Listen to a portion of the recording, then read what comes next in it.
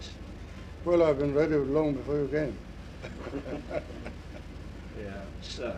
In view of the stalemate of the Geneva Conference, do you foresee victory for blacks in Zimbabwe? And if so, in what manner? Well, the position really is this, that Geneva itself was never an isolated issue.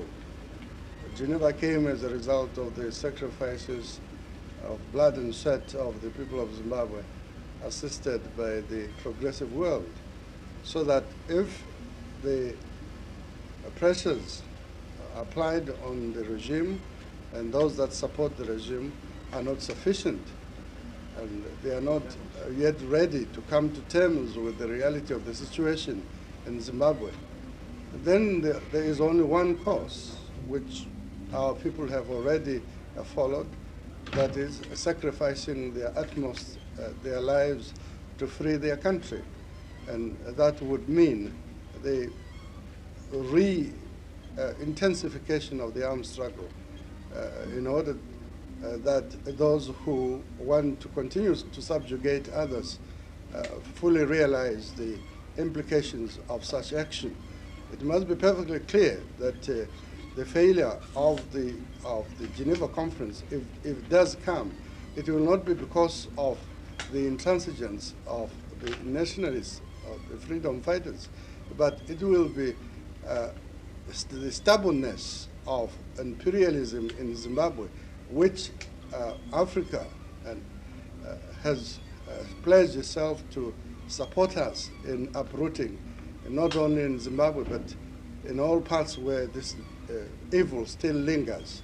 So the position is perfectly clear on our side, that is that we are not bloodthirsty, we are not warmongers, but we cannot continue to be humiliated, and we cannot stand by while our people continue to be exploited and oppressed by a minority who we have expressed quite openly that we're prepared to have them as part of the population of our country.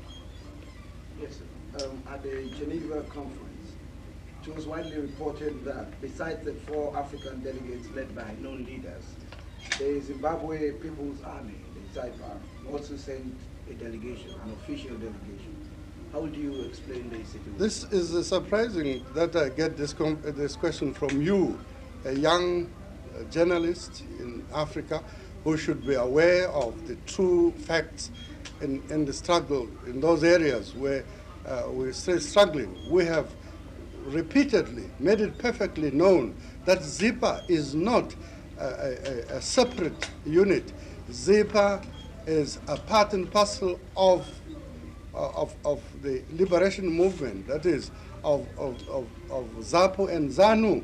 And because imperialist press made you people believe that ZIPA was a separate entity, you continue to believe that type of nonsense. I don't expect you, young people, who should be in close touch with the situation, to be hoodwinked and misled by those who would like to see a fragmentation of the struggle of the people of Zimbabwe. Now, I have here next to me Nikita, who is one of the commanders of ZIPA, and the other is Nongo, and my young man here is part of the 18 men joint council of joint military command, and that is ZIPA. So there is no question of ZIPA or ZIPA and then the Patriotic Front, unless you're saying that Nikita here represent another entity. He represents an entity within us. It is the Patriotic Front, the overall political cover of ZIPA.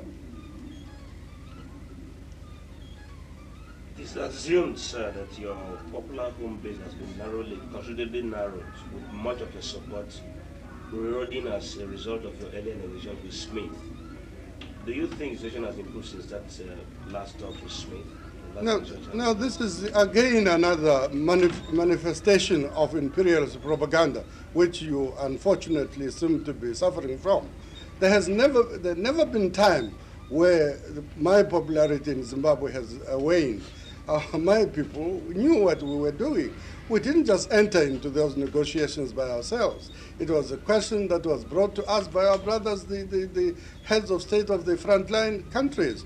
But because of imperial propaganda, again, you're being led to believe that there is a period where popularity of the leaders of the struggling peoples of Zimbabwe has waned. Now, if you have any such belief, please do understand quite clearly that it is as a result of imperialist propaganda aimed at this, at the fragmentation of the armed and other struggle in Zimbabwe. Last Sunday, sir, the British Prime Minister, James Cameron, said that Britain could not revert to a colonial situation in Zimbabwe.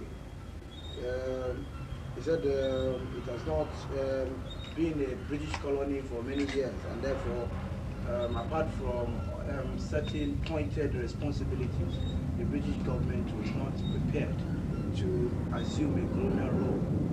What is your opinion about this? Well, of course, you have these contradictions of terms, used by men like Mr. Callahan. I'm surprised that Mr. Callahan, a person who represents what is regarded in Britain as a portion of British politicians who are much more progressive, that he should make a statement of that nature.